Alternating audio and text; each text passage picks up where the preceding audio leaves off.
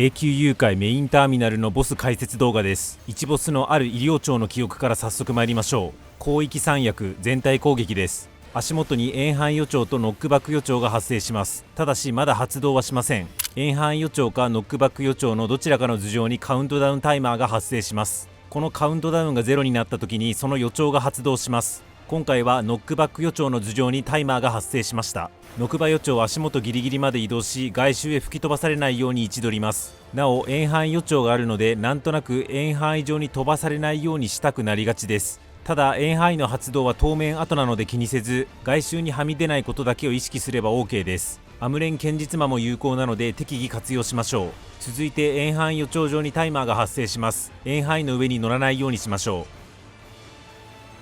全面噴霧ボス正面の半面範囲攻撃です。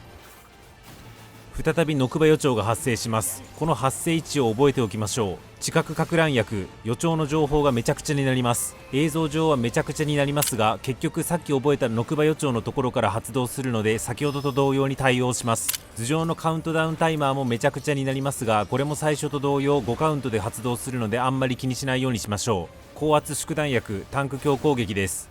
ギミックは先ほどと同様でノクバと遠範予兆プラス表示ぐちゃぐちゃの複合です。この時点でノクバを処理すべき立ち位置と遠範囲のアンチを記憶しましょう。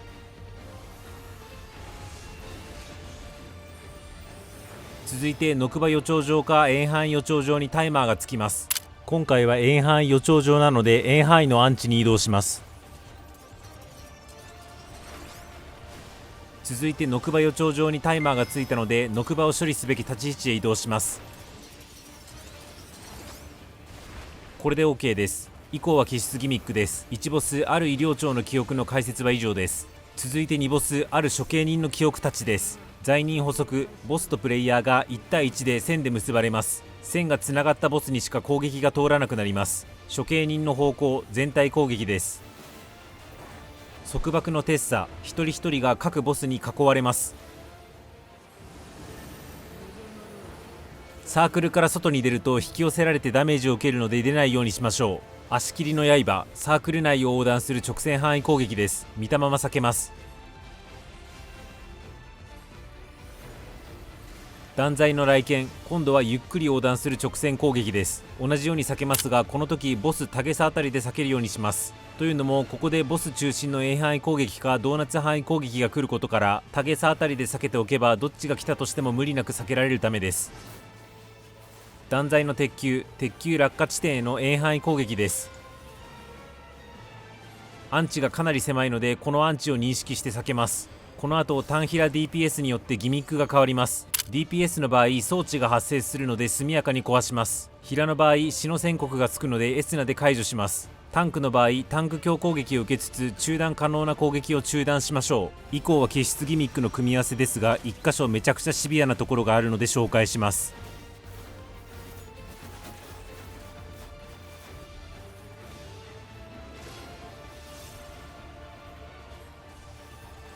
直線範囲と鉄球の複合です。直線範囲1回目鉄球、直線範囲2回目という順番で発動します。分かってないと確実に被弾するので注意しましょう。なおこの時に床を舐めた場合蘇生後少ししたら再び同じボスに拉致られるので座して待ちましょう。担当するボスを倒すと他のボスにもダメージを与えられるようになるので加勢しましょう。2ボスある処刑人の記憶たちの解説は以上です。最後に3ボスある人々の記憶です。リコレクション全体攻撃です。メモリーズフィールドが変化します。ボスから線がついたところに残像が発生し、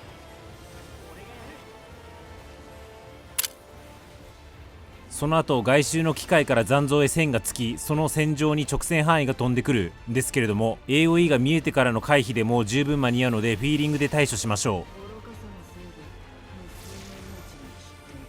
メモリーストーム直線範囲頭回り攻撃です。集合して受けましょ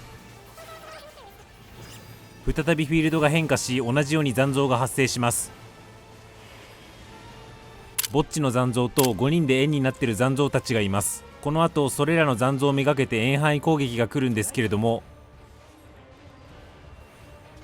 ぼっちの残像の方が円範囲が小さいです。こっちは予兆発生から発動までが早いので、予兆を見てからでの回避では間に合いません。というわけでぼっちの近くにあらかじめ寄っておくようにしましょう。続いて警告メッセージが発生し、ボスが左右どちらかに振りかぶります。ご想像通り振りかぶった方向への反面範囲攻撃が来るので避けましょ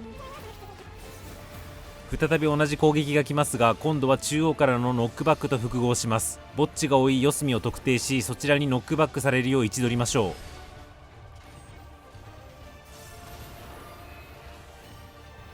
メモリーボムタンク強攻撃です。